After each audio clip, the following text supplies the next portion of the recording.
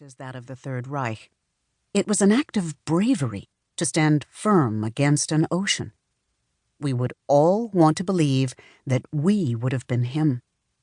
We might feel certain that were we Aryan citizens under the Third Reich, we surely would have seen through it, would have risen above it like him, been that person resisting authoritarianism and brutality in the face of mass hysteria.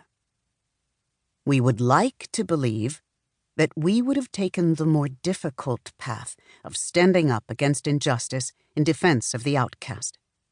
But unless people are willing to transcend their fears, endure discomfort and derision, suffer the scorn of loved ones and neighbors and co-workers and friends, fall into disfavor of perhaps everyone they know, face exclusion and even banishment, it would be numerically impossible, humanly impossible, for everyone to be that man.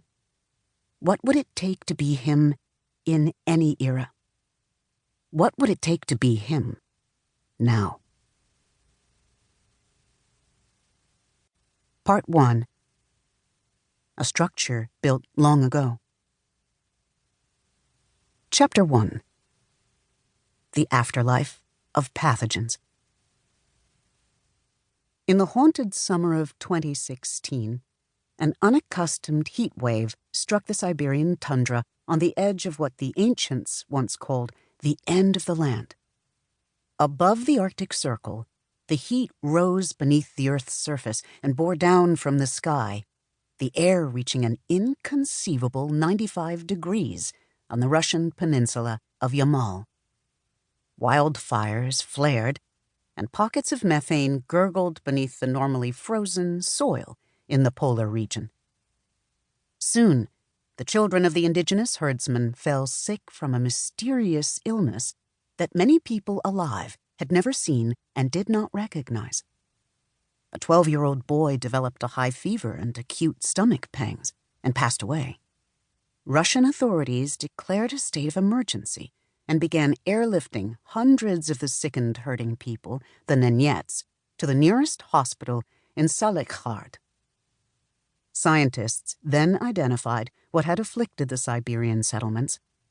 The aberrant heat had chiseled far deeper into the Russian permafrost than was normal, and had exposed a toxin that had been encased since 1941, when the world was last at war. It was the pathogen anthrax, which had killed herds of reindeer all those decades ago, and lain hidden in the animal carcasses long since buried in the permafrost. A thawed and tainted carcass rose to the surface that summer, the pathogen awakened intact and as powerful as it had ever been. The pathogen's spores seeped into the grazing land and infected the reindeer and spread to the herders who raised and relied upon them. The anthrax, like the reactivation of the human pathogens of hatred and tribalism in this evolving century, had never died. It lay in wait, sleeping, until extreme circumstances brought it to the surface and back to life. On the other side of the planet, the United States, the world's oldest and most powerful democracy, was in spasms over an election that would transfix the Western world and become a psychic break in American history, one that will likely be studied and dissected for generations. For the first time in history, a woman was running as a major party candidate for President of the United States. A household name, the candidate was a no-nonsense national figure, overqualified by some estimates, conventional and measured, if uninspiring to her detractors, with a firm grasp of any policy or crisis that she might be called upon to address.